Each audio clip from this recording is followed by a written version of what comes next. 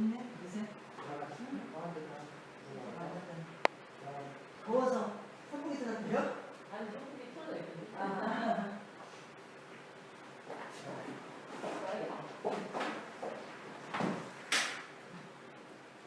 에어컨 끄면 안 돼. 에어컨 안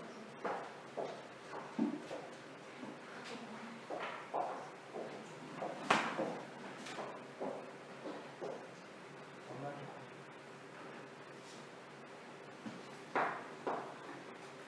나가서 나무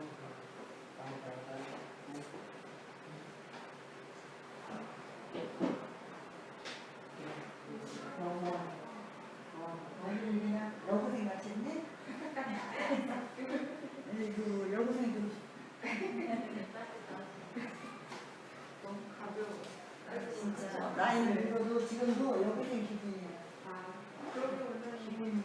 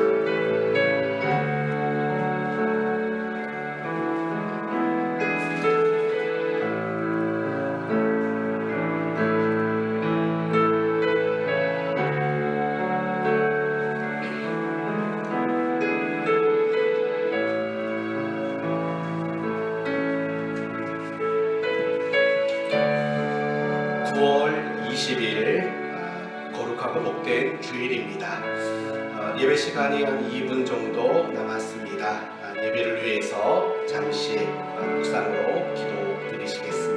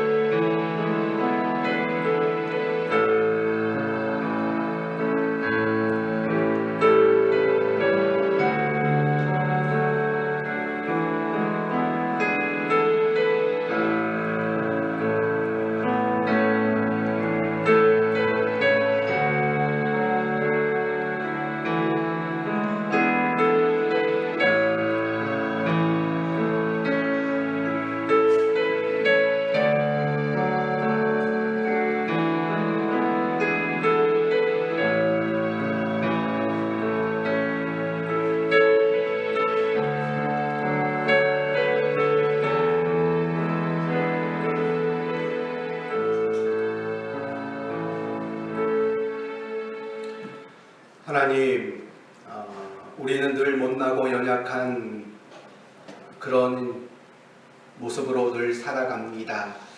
하나님이 우리에게 회개라는 것을 주지 않으셨다면 정말 부끄러울 수밖에 없는 인생일 수밖에 없습니다. 그런 우리를 향해 단 한순간도 변함없이 은혜 주시기를 기뻐하시며 사랑해 주시기를 원하시는 그 하나님으로 인하여 감사로 예배하기를 원합니다.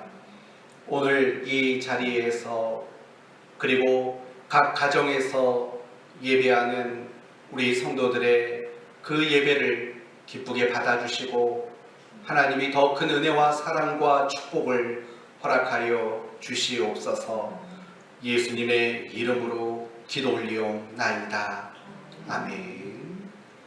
전능하사 천지를 만드신 하나님 아버지를 내가 믿사오며 그 외아들 우리 주 예수 그리스도를 믿사오니 이는 성령으로 잉태하사 동정녀 마리아에게 나시고 본디오 빌라도에게 고난을 받으사 십자가에 못 박혀 죽으시고 장사한 지 사흘 만에 죽은 자 가운데서 다시 살아나시며 하늘에 오르사 전능하신 하나님 우편에 앉아 계시다가 저리로서 산자와 죽은 자를 심판하러 오시리라.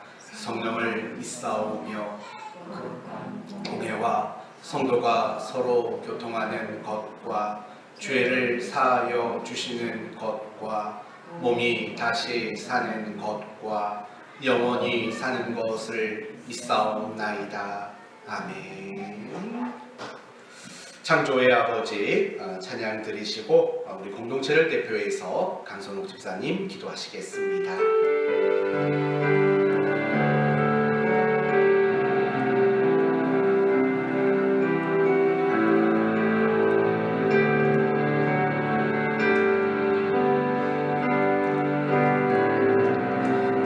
창조의 아버지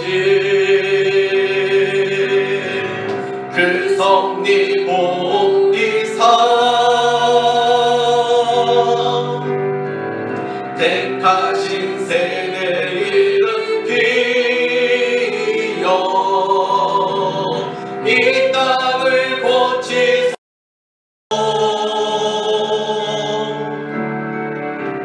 주의 크신 능력 만물인 사모하니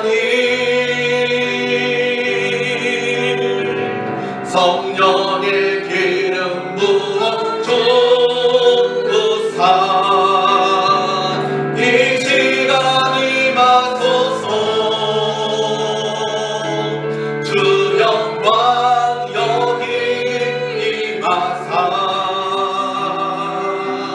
열방향의 금이 비추소서.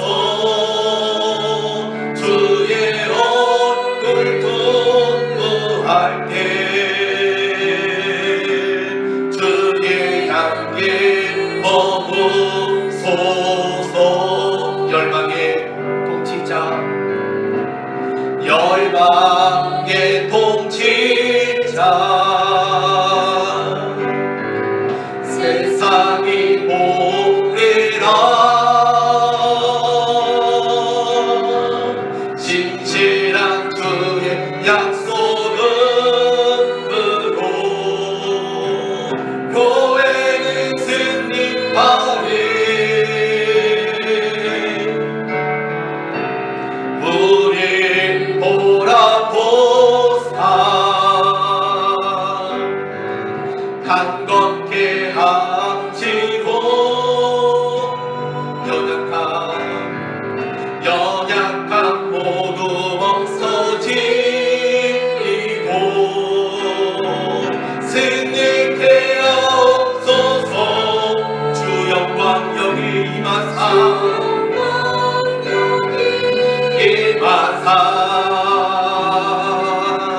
열방향의 금이 비추소서.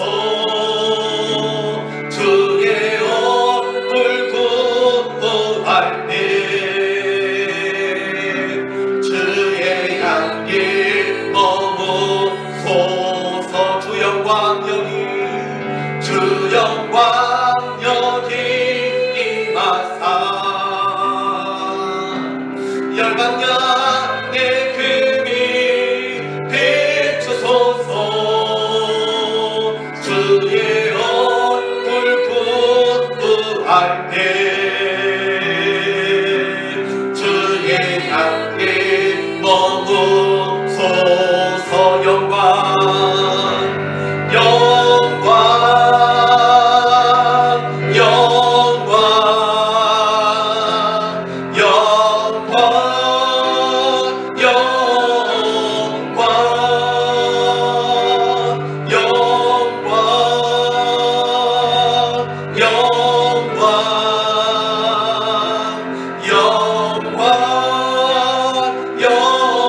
영광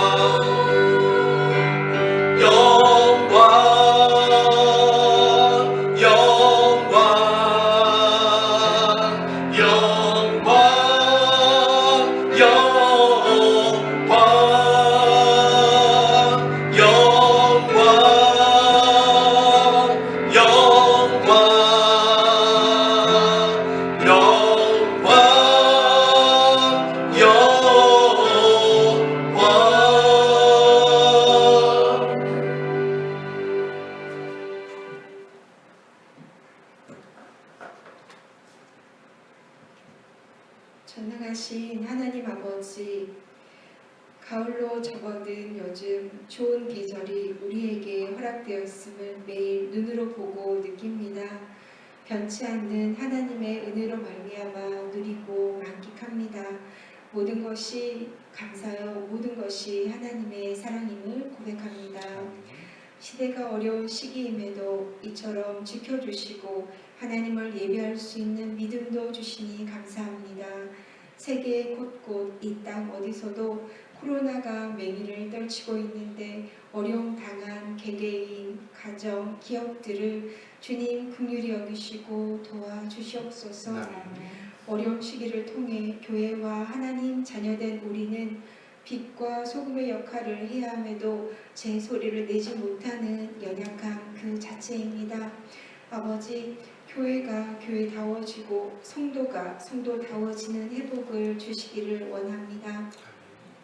오늘의 예배도 하나님의 임재가 이곳과 각 가정에 강력히 임하여 주시옵소서.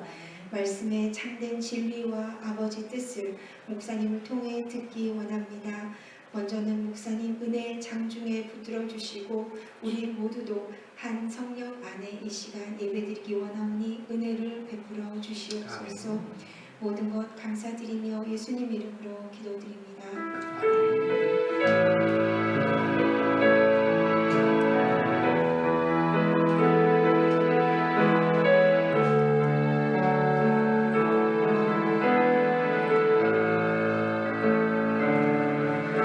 우리를 죄에서 구하시려 함께 박수치면서 찬송합시다.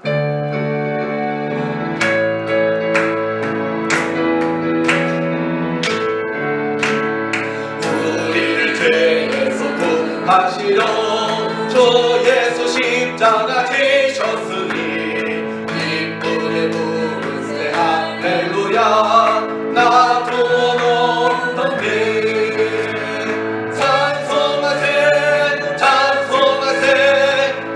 나를 구하셨네.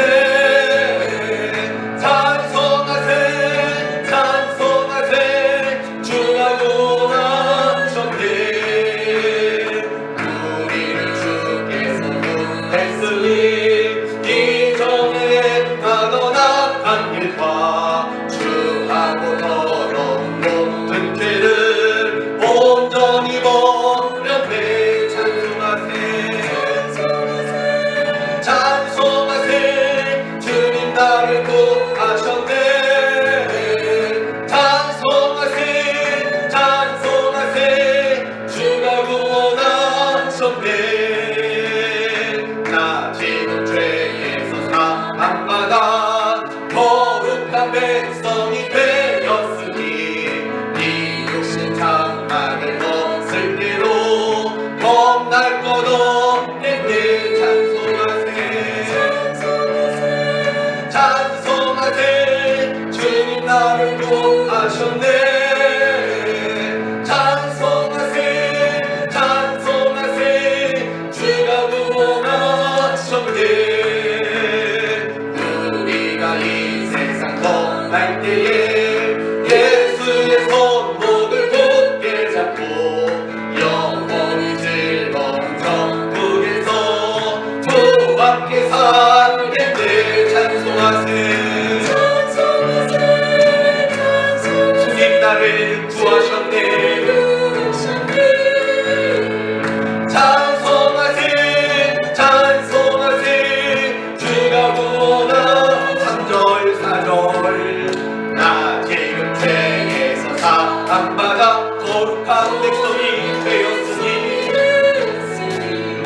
이 육신 장막을 벗을 때도 겁날 것 없겠네. 찬송하세 찬송하세 주님 나를 구하셨네. 찬송하세 찬송하세 주가 구원하셨네. 우리가 이 세상 떠날 때에 예수의 손목을 굳게 잡고 영원히 즐거운 천국에서 주와 함께 살겠네. 찬송하세 주님 나를 구하셨네. 찬송하세 찬송하세 주가 구원하셨네.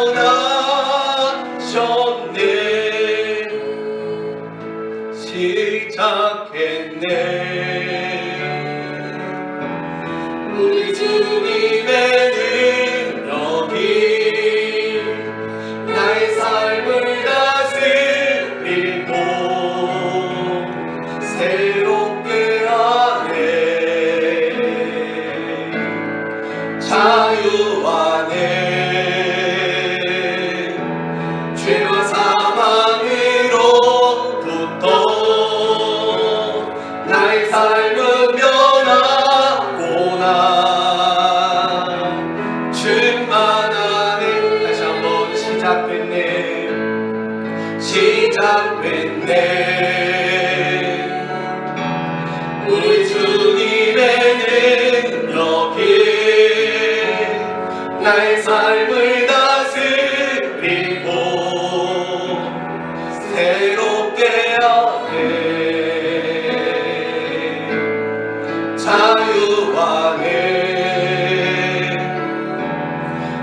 사망으로부터 나의 삶은 변화보다 충만하네. 다시 한번 시작됐네.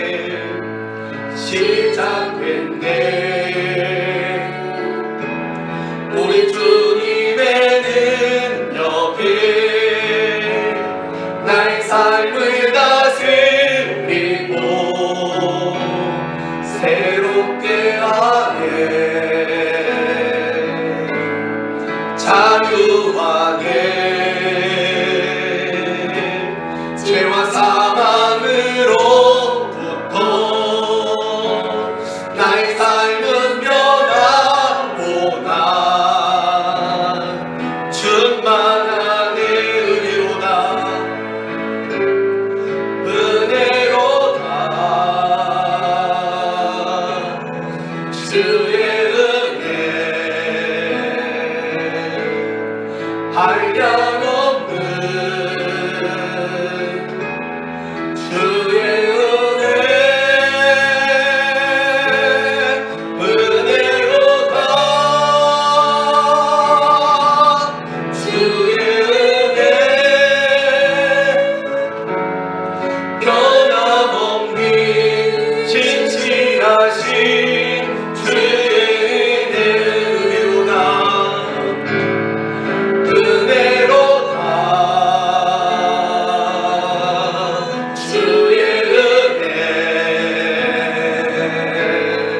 한량없는 주의 은혜 은혜로다. 은혜로다. 주의 은혜 변함없는 진실하신 주의 은혜. 다시 한번 은혜로다. 은혜로다. 주의 은혜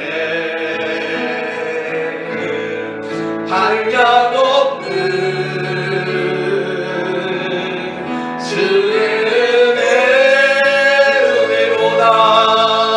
은혜로다. 주의 은혜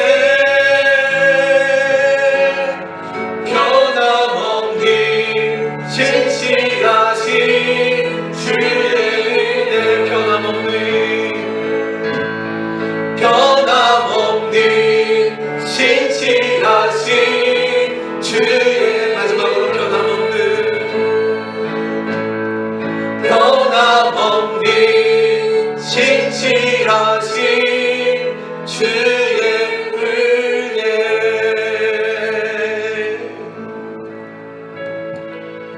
사랑하는 성도 여러분, 여러분은 여러분을 향해 날마다 베풀어지는 주님의 그 크신 은혜에 감격하며 살아가십니까? 그것이 우리의 신앙의 정말 중요한 근거가 되는 겁니다. 날마다 은혜를 알고 날마다 사랑을 알고 내가 그래서 그 은혜와 사랑 때문에 내 마음이 날마다 감격이 되고 그럴 때 우리의 신앙은 주님이 가신 그 올바른 신앙의 길을 따라갈 수 있는 그 삶이 가능하게 되는 겁니다. 이 시간 말씀을 전하고 말씀을 들으려고 합니다. 오늘 말씀 전하는 저를 위해서 정말 자유롭게 마음껏 하나님의 말씀을 감동 가운데 전할 수 있도록 기도해 주시고 여러분도 하나님의 말씀을 통해서 정말 내가 잊고 사는 게 뭐고 내가 붙들어야 할 것이 뭔가를 깨달을 수 있는 정말 은혜에 감격할 수 있는 그런 한 날이 되기를 말씀의 시간이 되기를 놓고 이 시간에 함께 묵상으로 잠시 기도하겠습니다.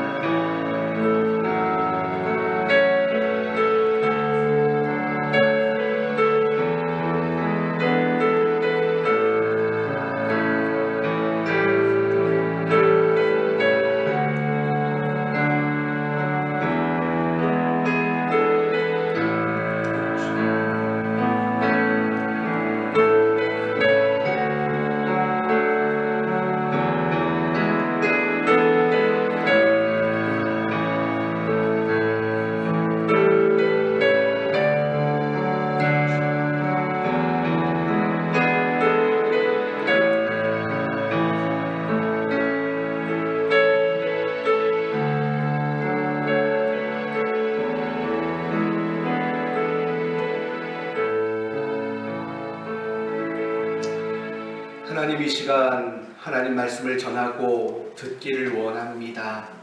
함께 하나님 앞에 마음의 무릎을 꿇고 하나님 말씀을 받아드는 우리 모두가 되게 하여 주옵소서.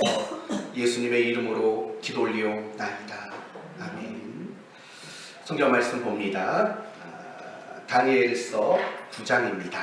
주기도문 본문은 생략하고 오늘 주기도문 마지막 시간을 가지려고 합니다. 다니엘서 9장 1절에서 7절입니다. 다니엘서 9장 1절에서 7절까지 함께 교독하도록 하겠습니다. 제가 1절 먼저 읽겠습니다.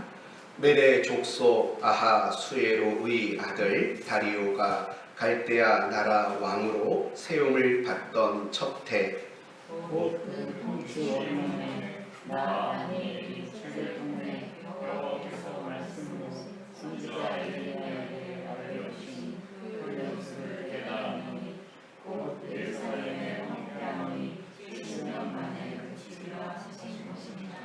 내가 금식하며 베옷을 입고 죄를 덮어쓰고 주 하나님께 기도하며 간구하기를 결심하고 하나님 여호와께 기도하며 자복하여 이르되 크시고 여호와 주 하나님 주를 사랑하고 주의 계명을 지키는 자를 위하여 언약을 지키시고 그에게 인자를 베푸시는 이시여. 우리는 이미 범죄하여 패역하며 행악하며 반역하여 주의 법도와 규례를 떠났사오며 우리가 또 주의 종선자들이 주의 이름으로 우리의 언들과 우리의 고관과 조상들과 온 국민에게 말씀하셨을지 아니하며. 함께 합시다. 주여 공의는 주께로 돌아가고 수치는 우리 얼굴로 돌아오미 오늘과 같아서 유다 사람들과 예루살렘 거민들과 이스라엘이 가까운 곳에 있는 자들이나 먼 곳에 있는 자들이 다 주께서 쫓아내신 각국에서 수치를 당하였사오니 이는 그들이 주께 죄를 범하였음이니이다. 아멘. 메리 스티븐의 모래 위의 발자국이라는 영상을 하나 소개함으로 말씀을 시작하겠습니다. 함께 보십시다.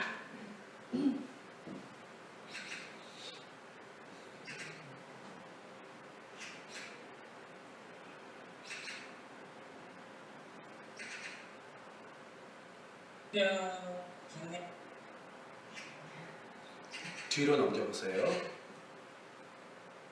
하나 더, 한 번 더요. 한 번 더요. 네, 다시 앞으로.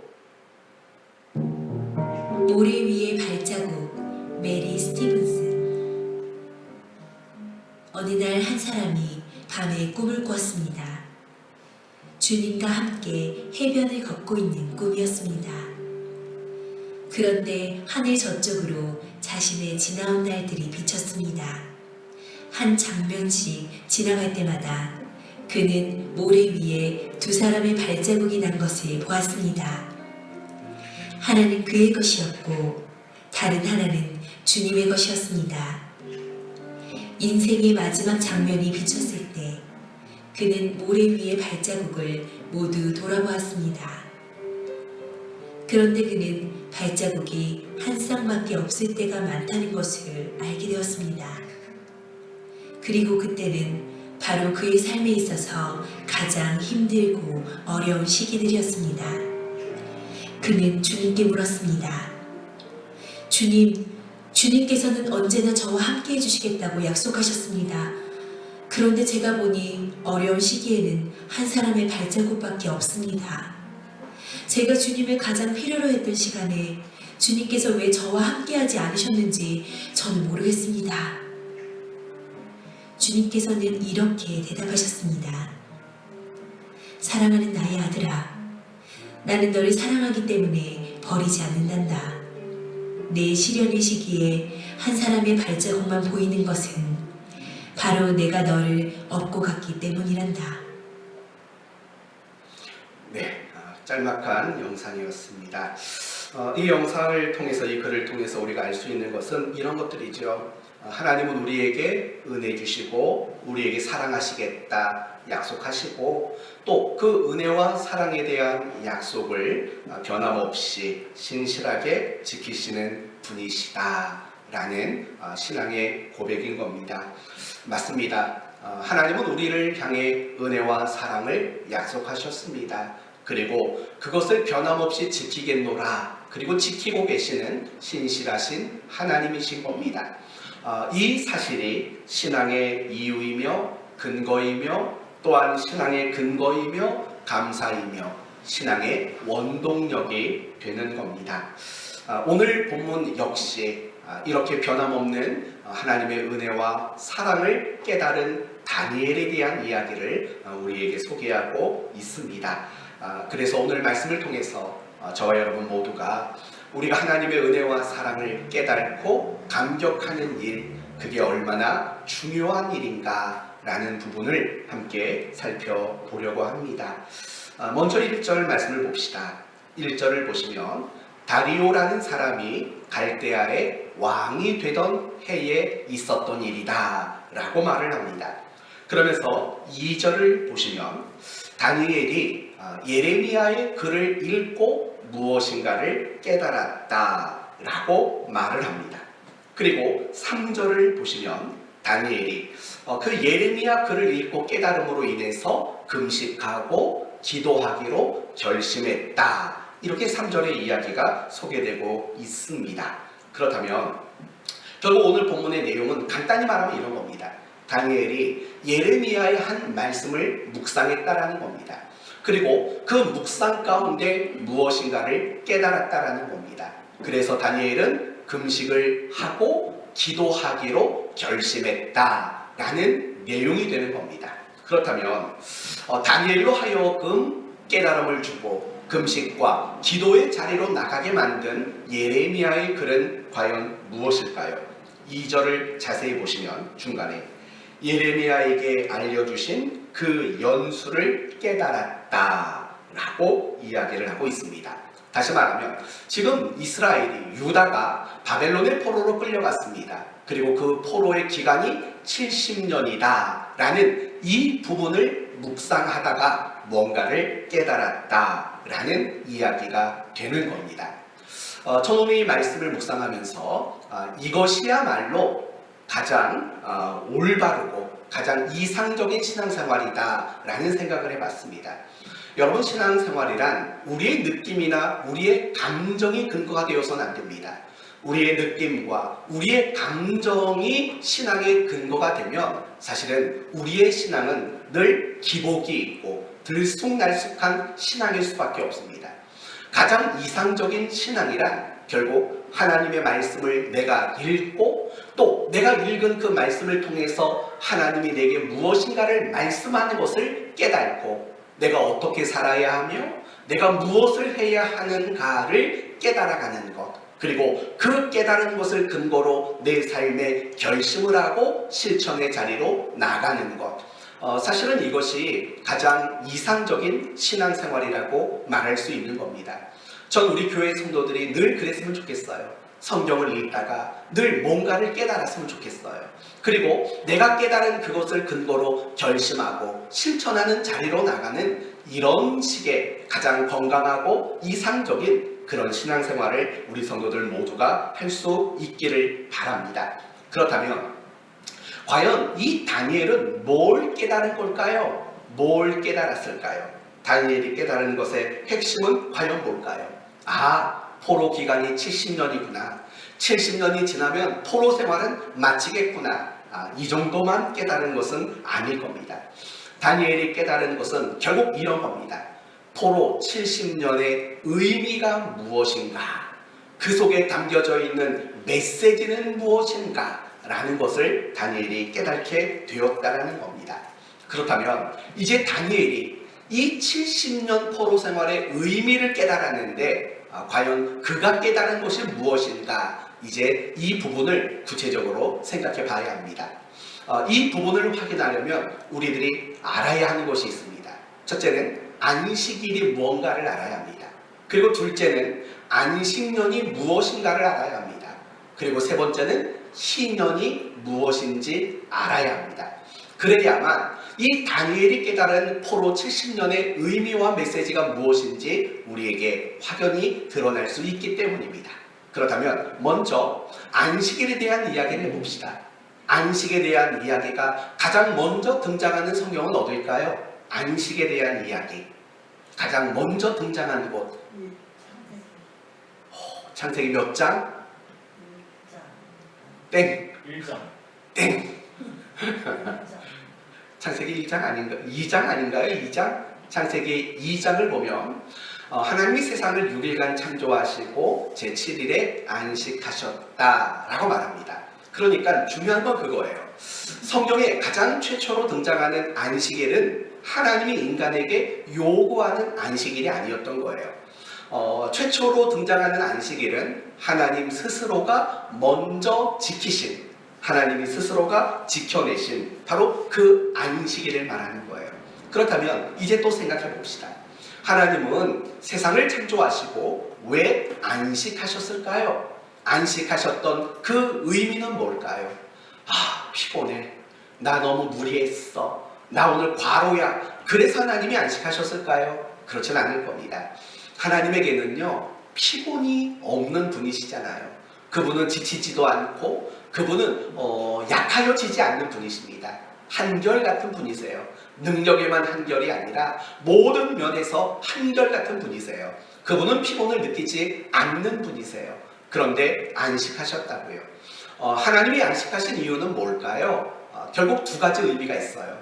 하나님이 원하시는 대로, 계획하신 대로 모든 걸 창조했다. 창조의 완성이라는 측면이 담겨져 있는 거죠. 그리고 또 하나의 의미는 하나님이 창조를 완성하셨는데 그 모든 창조물의 모습이 완전하다라는 것을 의미하는 안식이라는 겁니다. 하나님이 계획하시고 뜻하신 대로 창조했다. 그리고 창조된 그 모든 것들은 완전했다라는 의미가 되는 겁니다. 여러분, 만약에요, 하나님이 창조하신 것들이 뭔가를 빠뜨려 놓고 또는 완전하지 않은 창조였다면 과연 하나님은 안식하실 수 있었겠습니까? 그렇지 못하지요. 그러나 하나님이 안식하신 이유는 완전하게, 그리고 모든 것을 창조하셨기 때문에 하나님은 안식하실 수 있었던 거죠. 그렇다면 하나님이 온 세상을 창조하실 때 뭐 그리 꼼꼼하게 하셨어요? 왜 완전히 완성하는 이런 식의 창조를 하신 이유는 뭘까요? 바로 그래서 등장하는 것이 우리 인간인 거죠.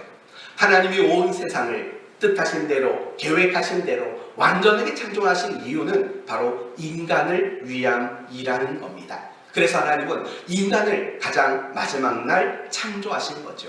그렇다면 여기서 한 가지 간단하게 결론을 내야 할 것이 있습니다. 성경에서 가장 먼저 등장하는 이 안식 안에는 어떤 메시지가 담겨져 있냐면 인간을 향한 하나님의 은혜와 하나님의 사랑, 이것이 담겨져 있다는 겁니다. 그런데 여러분, 인간은 이처럼 하나님의 은혜와 사랑을 받는 존재로 이 땅에 시작이 되었습니다. 그런데도 불구하고 인간은 하나님의 말씀에 불순종함으로 죄인이 되었습니다. 죄인이 되어버렸다는 겁니다. 그런데 흥미로운 것이 있습니다. 뭐가 흥미롭냐면 출애굽기 16장에 가시면 하나님이 이스라엘 백성들에게 만나를 주신다고 말씀하시면서 이런 말씀을 하십니다. 6일간은 매일같이 거두어라. 그러나 제7일에는 거두지 마라. 안식하라 라고 요구를 하신다는 겁니다. 그리고 출애굽기 20장으로 넘어가 보면 이스라엘 백성들에게 공식적으로 법을 선포하시는데 그 법 가운데 안식일을 기억하여 거룩하게 지키라 라는 명령의 법이 담겨져 있다는 겁니다. 사랑하는 성도 여러분, 하나님이 가장 먼저 안식하신 그 안식의 메시지는 뭐라고요? 인간을 향해 은혜와 사랑을 가지셨다라는 메시지였습니다. 그런데도 불구하고 인간은 불순종하고 죄인이 되었습니다. 죄인이 된 그 인간들에게 하나님이 무엇을 요구하냐면 안식일을 지키라 라고 요구하는 겁니다. 여러분, 죄인들에게 안식일을 지키라는 것은 사실은 어울리지 않는 명령인 겁니다. 왜냐하면 죄인에게는 안식이 주어질 수 없기 때문입니다. 그런데도 불구하고 하나님은 이스라엘 백성들에게 안식을 지키라고 명령하는 거죠. 그러니까 결국 이 명령 속에는 어떤 의미가 담겨졌습니까? 너희가 안식일 꼭 지켜야 된다, 안 지키면 벌 받는다, 이 말이 아닙니다. 안식일을 지키라는 이 말씀은 결국 이런 뜻인 거죠. 너희는 죄를 지었다, 내게 불순종하고 나를 반역했다. 그런데 나는 너희에게 은혜 베풀어 주기를 중단하지 않는다. 나는 너희를 사랑하는 그 일을 놓치지 않고 있다. 라는 이런 식의 메시지가 사실은 10계명의 네 번째 계명인 안식일을 기억하여 거룩하게 지키라는 그 말씀 속에 담겨져 있는 내용이라는 겁니다. 왜 그렇습니까? 하나님의 안식이 은혜와 사랑이라는 메시지였기 때문에 그렇습니다. 그 안식에 인간을 초대하시고 그 안식을 명하심으로 하나님은 여전히 범죄한 인간을 향한 은혜와 사랑이 변하지 않았다라는 사실을 그렇게 말해주고 있다라는 겁니다. 오늘 여러분이 기억하실 것은 이 말입니다. 안식일, 결국 이 안식일의 가장 중요한 내용은 하나님이 범죄한 인간이라 할지라도 은혜와 사랑 베푸시기를 중단하지 않으셨다라는 겁니다. 이제 더 중요한 이야기를 해보도록 하겠습니다. 이제 남아있는 것은 안식년과 희년입니다. 여러분 이 부분을 여러분이 확인하실 때에는요, 레위기로 좀 넘어갔으면 좋겠습니다. 레위기 25장으로 가보십시오. 레위기가 어디에 있는지 아시죠? 마태복음, 마가복음 아니고 창세기, 출애굽기, 레위기. 웃겨보려고 했습니다. 네, 레위기 25장을 보시면 안식년과 희년에 대한 이야기를 자세히 언급하고 있습니다. 먼저 안식년에 대해서 생각해 봅시다. 3절부터 7절까지는 안식년에 대한 이야기입니다. 어떤 내용이 나오냐면 6년 동안 밭에 파종을 해라, 포도원을 가꾸어라, 소출을 거두어라 라는 내용입니다. 그런데 7째 해에는 4절이죠. 그 땅이 쉬어 안식하게 할지니 여호와께 대한 안식이라. 너는 그 밭에 파종하거나 포도원을 가꾸지 말아라. 그러면서 5절을 보시면 네가 거둔 후에 자라난 것을 거두지 말고 가꾸지 아니한 포도나무가 맺은 열매를 거두지 말라. 이게 무슨 말이냐면 6년간은 열심히 일해서 소출을 거두라는 거잖아요. 그런데 7째 해 안식년을 말하는 거예요. 여러분, 사람이 가꾸지 않는다고 해서 과실수가 열매를 안 맺나요? 아니잖아요. 농사를 안 지어도 나무를 가꾸지 않아도 때가 되면 나무에서 열매가 맺고 자라가게 되잖아요. 그런데 하나님이 지금 금하신 건 뭐냐면 그렇게 자연스럽게 만들어진 먹거리는 너가 내 거라고 여겨서 그것을 거두지 말라는 겁니다. 왜 거두지 말랍니까? 6절을 보면 안식년의 소출은 너희가 먹을 것이니 너와 내 남종과 내 여종과 내 품꾼과 너와 함께 겨루하는 자들과 내 가축과 내 땅에 있는 들짐승들이 다 그 소출로 먹을 것을 삼을지니. 누구를 위해서요? 이웃을 위해서. 그리고 동물들을 위해서 그것들은 절대 거두어서 먹으면 안 된다. 이렇게 지금 명령하는 겁니다. 6년간 일하고 7년째는 아무런 농사도 일도 하지 말라는 겁니다. 그럼 여러분, 이 일이 과연 쉬운 일이겠습니까? 결국 쉬운 일이 아니에요. 왜냐하면 하나님의 백성도 어떻게 해야 사는 겁니까? 먹어야 사는 거예요. 나는 하나님 백성이니까 안 먹어도 살 수 있어. 세상에 이런 건 없어요. 하나님의 백성이어도 먹어야 살 수 있는 거예요. 그러니까 사람들이 이렇게 물어봤겠죠. 그럼 우리는 어떻게 삽니까? 라고 물어봤을 겁니다. 그러자 하나님은 이렇게 대답하십니다. 21절입니다. 21절. 내가 명령하여 6째 해에 내 복을 너희에게 주어 그 소출이 3년 동안 쓰기에 족하게 하리라. 무슨 말이죠? 너가 일하지 않아도 내가 충분히 먹고도 남을 정도로 내가 복을 줄 것이다 라고 이야기를 하고 있다는 거예요. 그러니까 여러분, 이 안식년을 지킨다는 것의 기본 전제는 뭘까요? 하나님이 무엇을 주신다라는 겁니까?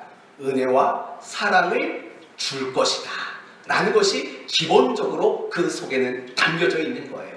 그리고 중요한 것은 또 한 가지가 있어요. 뭐냐면 4절 말씀을 보시면 일곱째 해에는 그 땅이 쉬어 안식하게 할지라. 여러분, 이 안식은 누가 하는 안식일까요?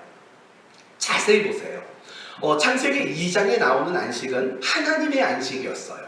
그리고 출애굽기 16장이나 20장에 나오는 안식은 사람, 이스라엘 백성들의 안식이었어요. 그런데 이 안식년의 안식의 주 대상은 무엇이라고 묘사가 되죠? 땅이라고 말하는 거예요. 다시 한번 4절을 보세요. 일곱째 해에는 그 땅이 쉬어 안식하게 할지니. 땅이 쉬는 게 이 안식의 목적이라는 게 중요한 겁니다. 이제 희년에 대해서 생각해 봅시다. 11절 말씀을 보세요. 11절을 보시면 그 50년째 해는 너희의 희년이니 라고 말을 합니다. 그러니까 50년째 되는 해가 바로 희년이라는 거예요. 그러면 이 희년은 어떻게 만들어진 희년일까요? 7번의 안식년, 7일 7에 49, 그리고 그 다음번 해가 바로 희년이라는 거예요. 그러면서 쭉 무슨 얘기가 나오냐면 희년에는 3가지 원칙을 지키래요. 첫째는 종이나 노예를 풀어줘야 돼요. 해방해 줘야 돼요. 두 번째는 내가 누군가에게 땅을 샀다면 그 땅을 원래의 주인에게 되돌려줘야 돼요. 원래의 주인에게 되돌려줘야 되는 거예요. 그래서 당시 이스라엘 사람들은요, 땅값을 계산할 때 가장 중요한 근거는 뭐냐면 희년이 앞으로 몇 년 남았냐, 그거 가지고 땅값이 결정이 됐던 그런 시대였던 거예요. 왜냐하면 희년이 되면 이 땅의 첫 소유주에게 이 땅을 돌려줘야 되니까. 이게 두 번째 원칙이에요. 그리고 세 번째 원칙은 뭐냐면 절대로 파종을 하면 안 돼요. 농사를 지으면 안 되는 것이 바로 이 희년의 세 번째 원칙이에요. 지켜야 될 원칙이에요. 그런데 가만히 보니까 이 희년 가운데 지켜야 될 원칙이 3가지가 있다고 그랬죠. 노예와 종을 풀어주는 것, 그리고 두 번째는 뭐라고 그랬죠? 땅을 원주인에게 돌려주는 것, 그리고 세 번째는 땅을 안식하게 하는 거예요. 그러니까 우리가 좀 주목할 건 뭐냐면요, 이 희년이라는 하나님이 주신 이 규례 속에는요, 결국 뭐가 제일 강조되냐면 땅이 강조가 된다는 거예요. 땅을 원래의 소유주에게 돌려줘라 라는 것과 땅을 안식하도록 만들어라, 이 땅의 안식이 강조되고 있다는 거예요. 그래서 여러분, 이제 레위기 25장 1절과 2절을 보시면 제가 지금까지 여러분에게 말하려고 하는 게 뭔지가 드러날 거예요. 25장 1절과 2절을 보시면 여호와께서 시내산에서 모세에게 말씀하여 이르시되 이스라엘 자손에게 말하여 이르기를 너희는 내가 너희에게 주는 땅에 들어간 후에 그 땅으로 여호와 앞에 안식하게 하라 라는 말이 먼저 나왔다라는 거예요. 여러분, 이 부분이 제일 중요해요. 내가 너희에게 줄 땅, 그 가나안 땅에 들어가거든 땅이 안식할 수 있는 규칙을 지켜라. 그게 안식년이고 그게 또 뭐라고요? 희년이다. 이런 식으로 이야기를 하는 거예요. 그러니까 하나님은 이런 명령을 하는 거예요. 땅을 안식하도록 만들어야 한다 라고 하나님이 안식년과 희년을 말씀하고 있다라는 거예요. 사랑하는 성도 여러분, 이게 제일 중요해요. 안식일과 희년에 있어서 땅이 안식한다 라는 개념이 가장 중요한 거죠. 그렇다면 이제 이 문제를 푸는 질문을 하나 드릴게요. 그렇다면 하나님은요, 왜 땅을 안식하도록 명하셨을까요? 이 부분을 생각해 보세요. 왜 땅을 안식하도록 명령하셨을까요? 여러분, 우리 인간에게 그런 명령을 했다면 나름대로 이해가 가요. 좀 피곤하니까 좀 쉬어라 라는 개념도 이해가 돼요. 그러면 땅을 안식하도록 만드는 7년마다 1년씩 쉬게 하고 50년째 해에도 한 번 더 쉬도록 만드는 것, 이렇게 땅을 안식하라고 말하는 이유가 뭘까요? 땅이 피곤하기 때문일까요? 사실은 그건 아니겠죠.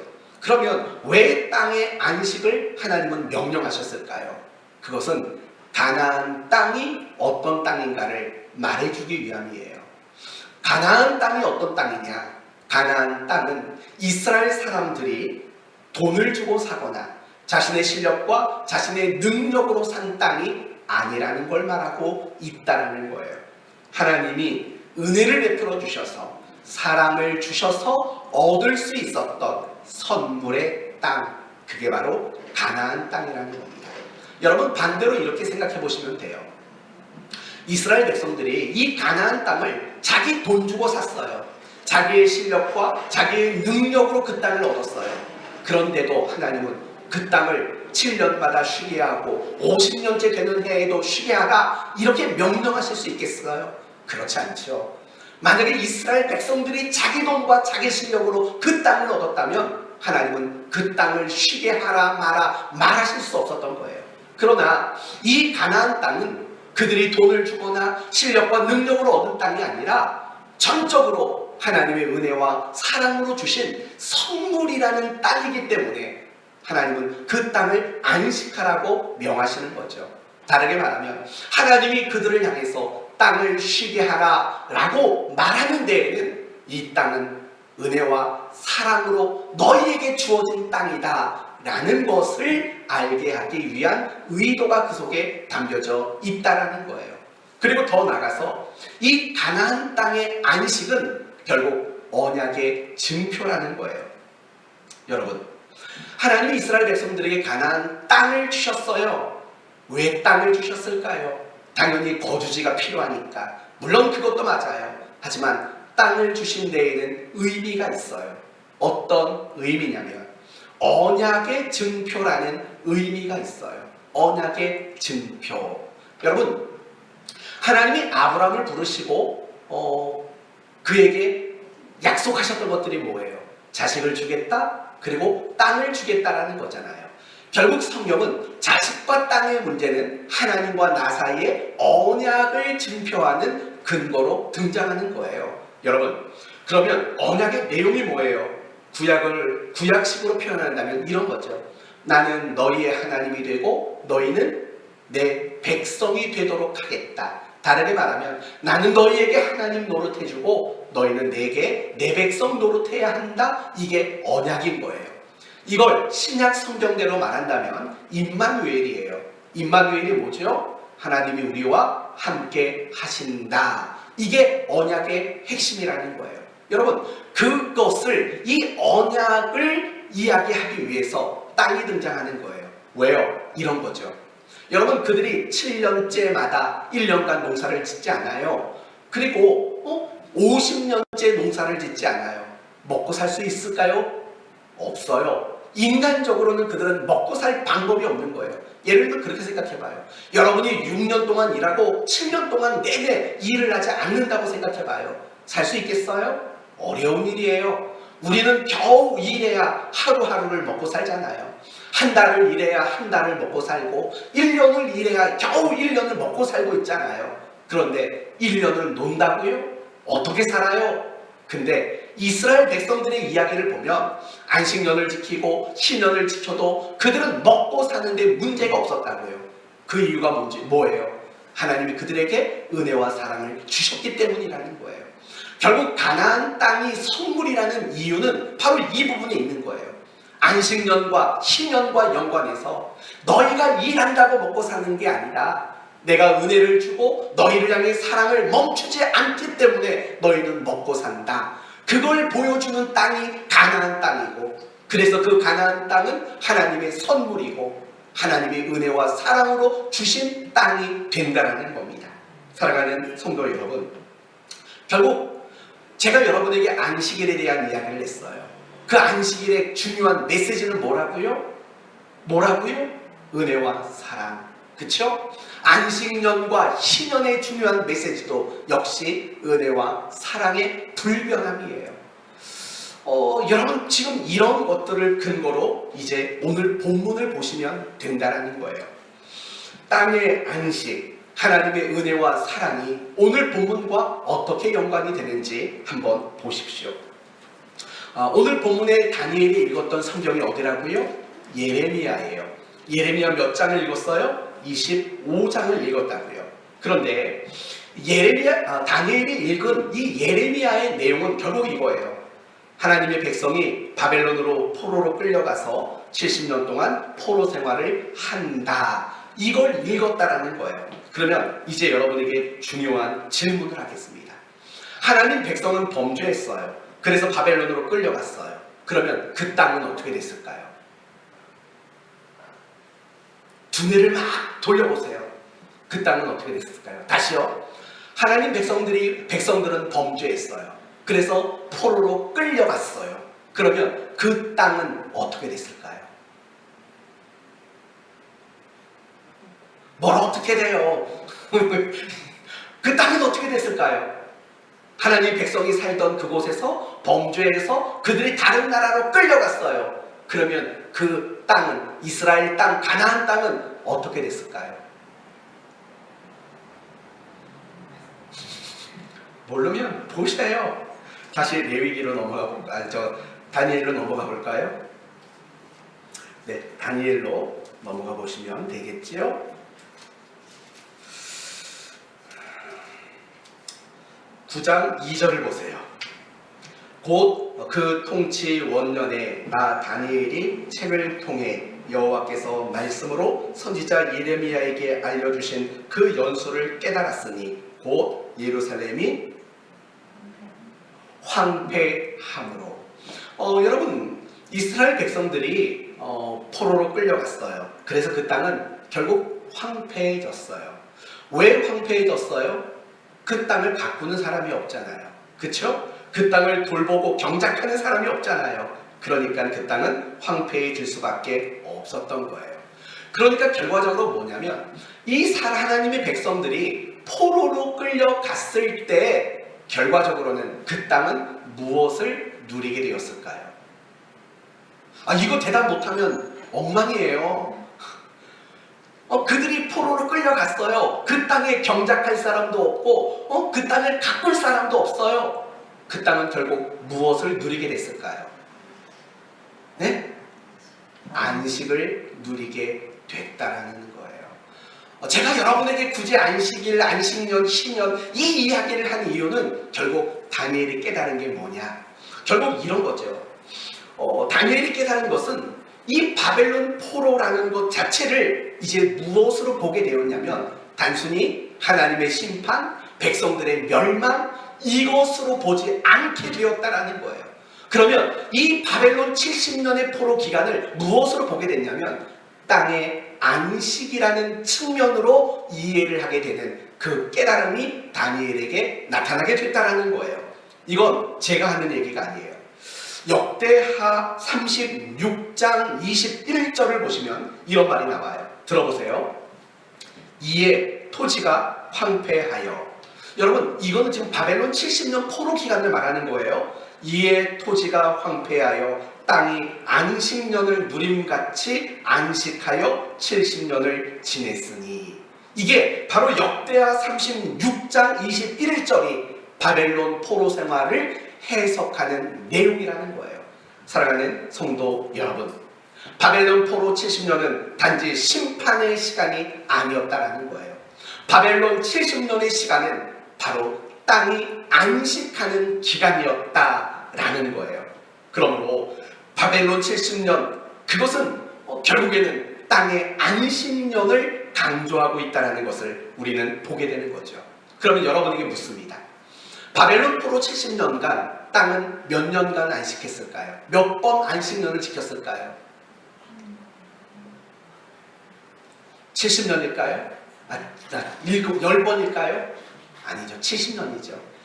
안식년은 7년에 한 번 돌아와요. 그게 아니라 하나님이 여전히 그들을 사랑하시는 은혜와 사랑이 더 풍성하게 발휘되는 그런 시간으로 이해를 하게 되었다라는 거죠. 바로 그걸 다니엘이 깨달은 거예요. 사랑하는 성도 여러분, 가만히 생각해 보세요. 지금 다니엘이 이 바벨론 70년이라는 그 시간을 깨달았을 때 그 심정은 어땠을까요? 그 마음은 어땠을까요? 아마 엄청난 감격이었을 거예요. 이유는 간단해요. 뭘까요? 지금까지 심판받은 것으로만 알았는데 이게 심판의 문제가 아니라 결국에는 은혜와 사랑이 변함없다라는 것을 보여주는 사건이라는 것을 그가 깨달았기 때문이라는 겁니다. 그래서 여러분 결국 4절 이하에 나오는 이야기는 뭐냐면 다니엘이 기도를 해요. 무슨 내용으로 기도하냐면 제가 의역해서 그 기도문을 만들어 봤어요. 이런 기도문이 돼요. 주여, 우리는 벌받아 마땅한 자들입니다. 그러나 주님은 그런 우리를 왜 이렇게 크고 놀라운 자비와 긍휼과 은혜와 사랑의 계획을 가지고 계십니까? 우리를 용서해 주시고 그 선하고 복된 계획을 이루어 주시옵소서 라는 기도가 비로소 다니엘에게 나오게 됐다는 거예요. 무슨 말이냐면 다니엘이 기도를 결심했잖아요. 그러면 다니엘은 그 전까지 기도 안 했다는 말이에요? 아니요, 기도했다고요. 그러나 그가 기도를 결심한 내용은 무엇이냐면 하나님의 선하시고 복되신 그 뜻과 계획을 이루십시오 라는 기도를 이제 비로소 하게 됐다는 거예요. 무슨 말이에요? 지금까지는 절망적이었다는 거예요. 자기 나라를 생각하면 낙담할 수밖에 없었다는 거예요. 그러나 이제는 소망을 가지고 기도하겠다라고 다니엘은 결심을 하게 되었다라는 겁니다. 사랑하는 성도 여러분, 결국 다니엘은 하나님의 변함없는 그 사랑, 은혜, 그것이 베풀어 주고 있다라는 사실을 그들이 깨닫게 되었다라는 겁니다. 우리는 늘 잘난 척하기를 좋아합니다. 입만 열면 자랑하기를 좋아합니다. 어느 유치원에 3명의 아이들이 이런 자랑을 했답니다. 첫째 아이가 이렇게 말합니다. 우리 엄마 수영 배웠어. 그래서 30초 동안 잠수할 수 있어. 잠수가 뭔지 아시죠? 그런 자랑을 했대요. 그 옆에 있던 아이가 이런 말을 했대요. 우리 할머니는 해녀야. 3분이나 잠수할 수 있어 라고 말했대요. 세 번째 아이가 뭐라고 자랑했는 줄 아세요? 이렇게 말했대요. 우리 삼촌은 작년에 물속에 들어갔다가 아직도 안 나와 라고 자랑을 했대요. 사실은 우리 얘기죠. 말도 안 되는 것 가지고 우리는 얼마나 자랑하기를 좋아하는지 모릅니다. 돈을 자랑해요. 집을 자랑해요. 차를 자랑해요. 외모를 자랑해요. 힘을 자랑해요. 직장을 자랑해요. 사업을 자랑해요. 자식 자랑해요. 나는 신앙이 좋아 자랑해요. 정말 꼴보기 싫을 정도로 얼마나 우리는 자랑하는 걸 좋아하는지 모릅니다. 그러나 우리는 사실은 자랑할 만한 사람들이 아니에요. 내가 자랑하고 있는 것은 내 힘으로 가지고 누린 것들 하나도 없어요. 그리고 그것보다도 더 심각한 것은 우리는 너무 못났어요. 우리는 너무 연약해요. 우리는 너무 쉽게 나의 밑바닥을 드러내는 그런 우리일 때가 많아요. 얼마나 못나고 연약했는지 몰라요. 우리가 겉으로 보면 참 착하고 마음씨 고운 사람 같아 보이지만 실상 우리는 그렇지 않다는 거 알잖아요. 아담과 하와같이 날마다 하나님의 낯을 피할 수밖에 없는 그게 바로 우리 아니에요. 바울처럼 오라 나는 곤고한 사람이로다 날마다 탄식할 수밖에 없는 게 우리 아닙니까? 사랑하는 성도 여러분, 그럼에도 불구하고 하나님은 우리를 향한 우리에게 주신 그 언약과 약속을 깨트리는 법이 없어요. 우리를 외면하지도 않고 우리를 붙잡고 있는 그 손을 놓아버리지도 않아요. 우리를 변함없이 은혜와 사랑으로 날마다 우리를 대우해 주신다고요. 그런 하나님이라고요. 이제 기도가 뭔지 여러분 다시 생각해 보셔야 돼요. 기도는 단지 내 사정과 소원을 하나님께 아뢰이고 그래서 그것을 응답받는 것만이 기도가 아니에요. 기도는 그거보다 비교할 수 없을 정도로 더 크고 깊은 차원의 무엇인가예요. 그게 무엇일까요? 이런 거죠. 우리가 어떤 모습이든 우리가 어떤 수준이든 하나님은 항상 함께 한다고요. 내가 얼마나 잘났고 못났든 그거 상관없이 하나님은 변함없이 우리를 사랑하시고 우리에게 은혜 주시기를 대단히 기뻐하시는 분이라고요. 그걸 인정하는 신앙 고백이 바로 기도라는 거예요. 그래서 주기도문의 시작이 뭐라고요? 하늘에 계신 우리 아버지여가 되는 거예요.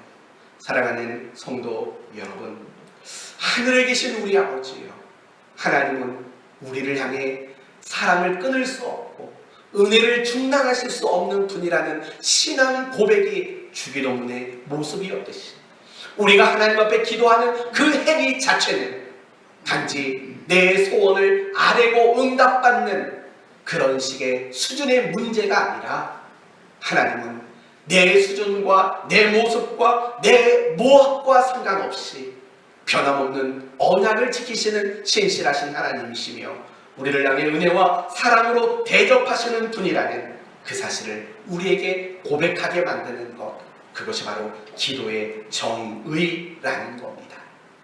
저는 여러분들이 기도를 단지 어려울 때마다, 속상할 때마다, 뭔가 필요할 때마다 그걸 해결하는 어떤 방법으로만 기도를 생각하지 않았으면 좋겠어요. 기도는요, 신앙 고백이에요. 하나님은 변함없으셔. 나에게 약속하신 그 은혜와 사랑 항상 지키시는 분이야 라는 것이 표현되는 신앙 고백, 그것이 바로 기도로 여러분이 여겼으면 좋겠습니다. 그런데 이 말을 반대로 말하면 이거예요. 기도하지 않고 살아간다는 건 난 하나님과의 약속 모른다라는 거예요. 하나님이 나에게 은혜와 사랑을 주는지 안 주는지 나는 모르겠다는 거예요. 아니, 인정할 수 없다는 거예요. 그러니까 하나님이 은혜와 사랑을 베풀지 않으니까 나는 내 힘과 내 노력만 가지고 살아가겠다. 바로 그것이 기도하지 않는다라는 말의 의미가 되는 거예요. 사랑하는 성도 여러분, 저는 오늘 말씀을 묵상하면서 이런 생각이 들더라고요. 기도는 시킨다고 되는 게 아닌 것 같아요. 그쵸? 여러분한테 기도 좀 하십시오, 제발 기도 좀 하십시오, 시킨다고, 여러분에게 강요한다고, 여러분에게 억지로 시킨다고 사실은 기도가 되는 문제는 아닌 것 같아요.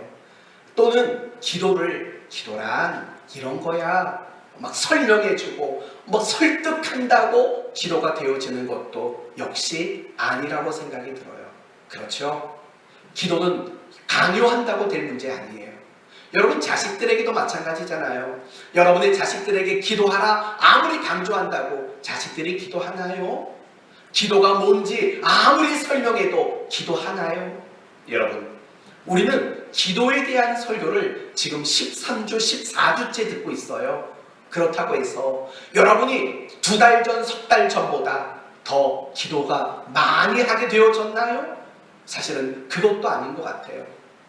제가 이 기도라는 주제를 가지고 설교를 하면서 가장 큰 고민은 그거였어요.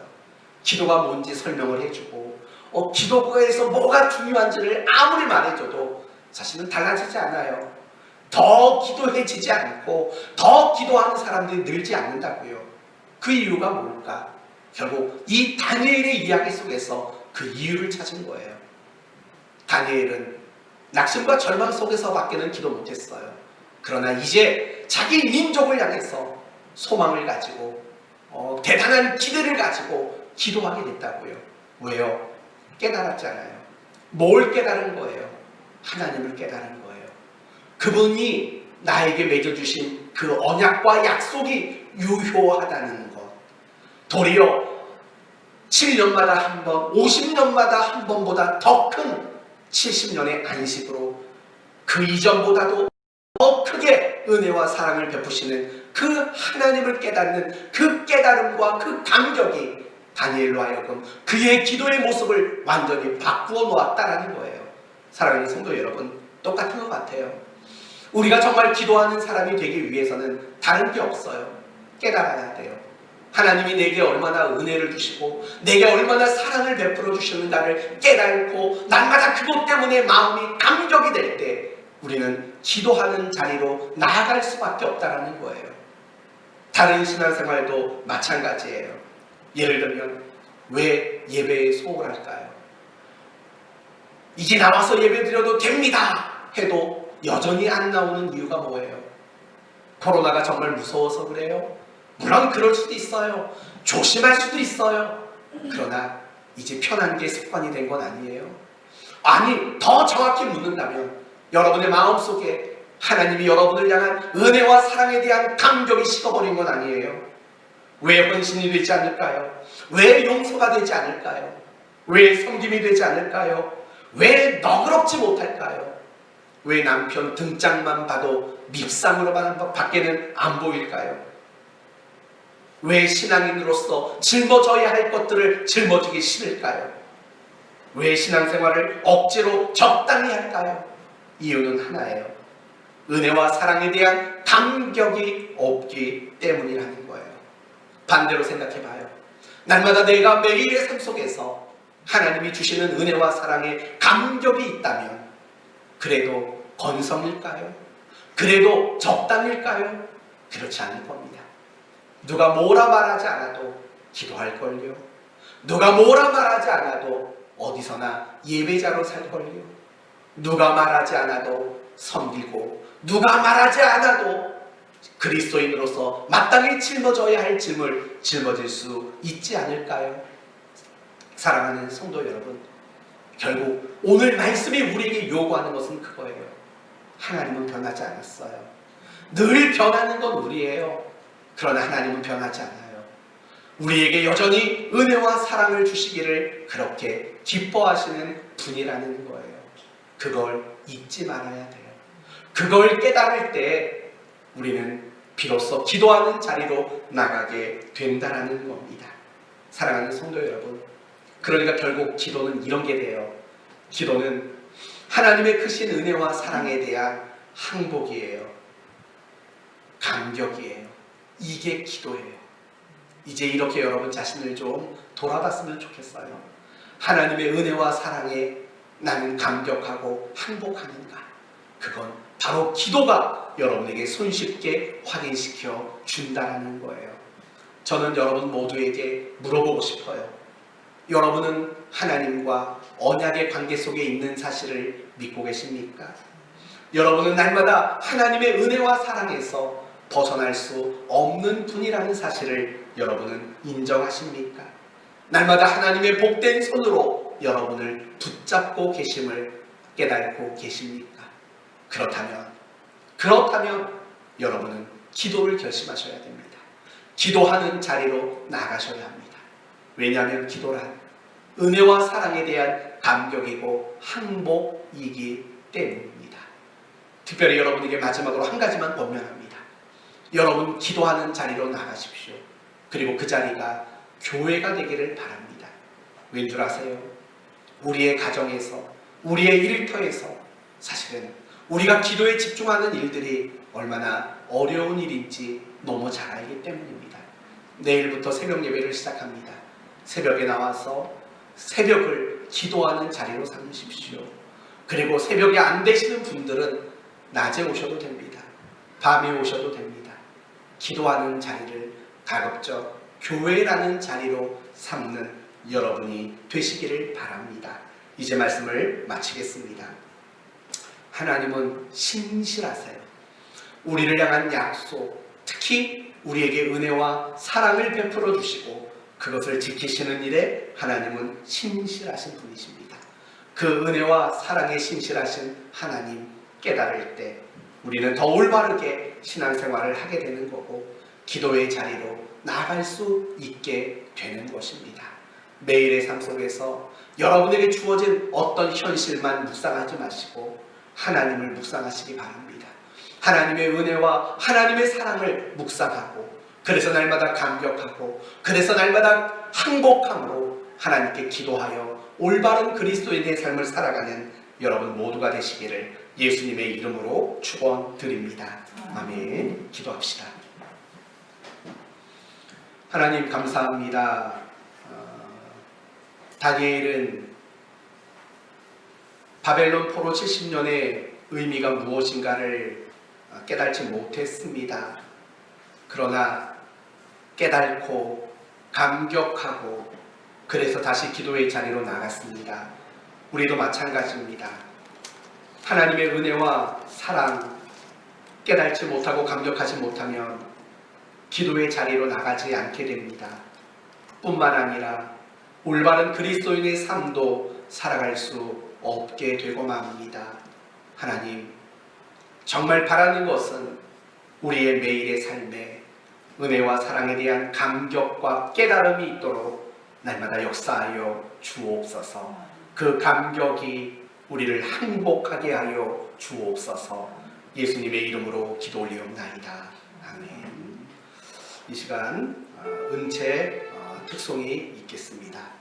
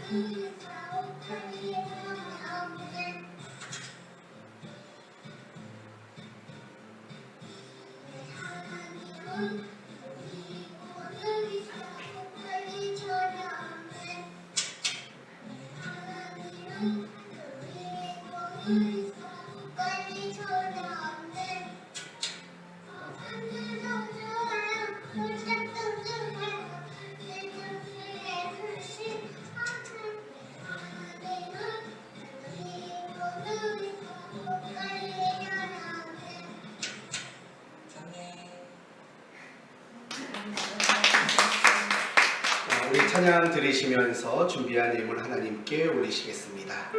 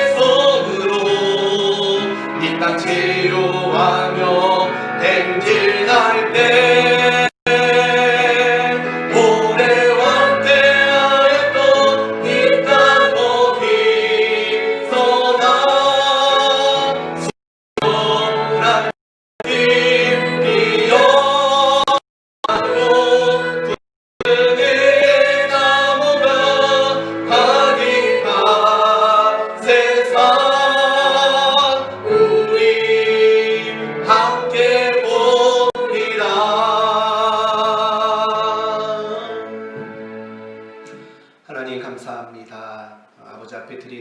귀한 이 예물이 은혜와 사랑에 대한 감사와 감격의 예물임을 고백하며 드립니다. 드린 주일 예물 11조 감사 건축 선교 이 모양 저 모양 드리는 귀한 예물들 하나님이 받아주시고 드린 손길마다 하나님 축복하여 주시옵소서. 예수 그리스도의 은혜와 하나님의 크신 사랑하심과 성령님의 함께하여 주시니 하나님의 은혜와 사랑을 날마다 감격하며 기도의 자리로 그리스도인이 마땅히 걸어가야 할 길을 걸어가기로 다짐하는 우리 사랑하는 성도들과 이들의 가정과 자녀와 일터와 이 나라와 이 민족 우리 몸된 교회 위에 이제로부터 영원토록 함께 있을지어다. 아멘.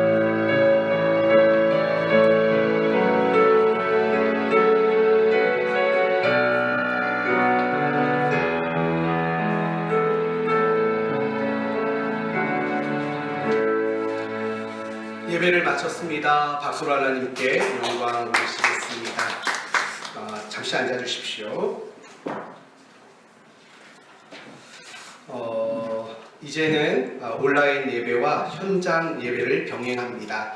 우리 교회 규모에서는요, 현장 예배를 더 많이 드려도 가능합니다. 20명까지 예배를 드려도 전혀 문제가 없습니다. 그래서 가급적이면 이제부터는 교회에 나오셔서 예배 드리는 것을 여러분에게 권면합니다.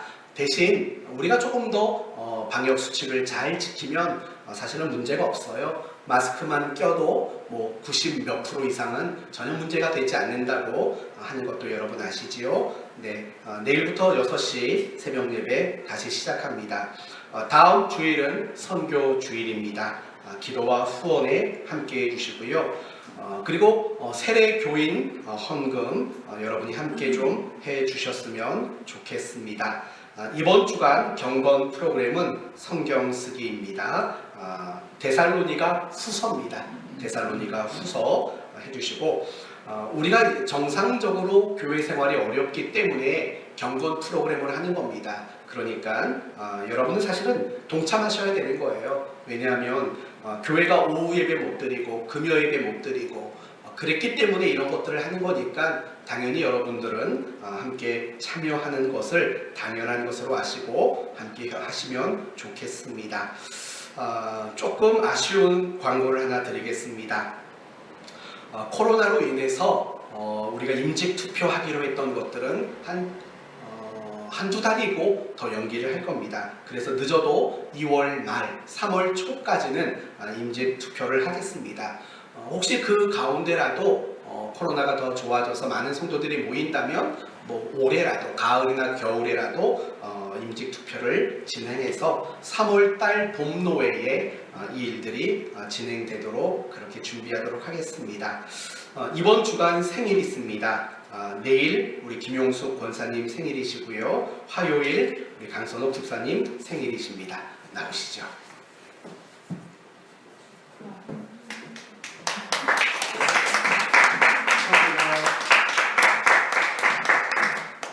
네, 이상입니다. 각자 인사하시고 우리 방역 청소 함께 하도록 하겠습니다.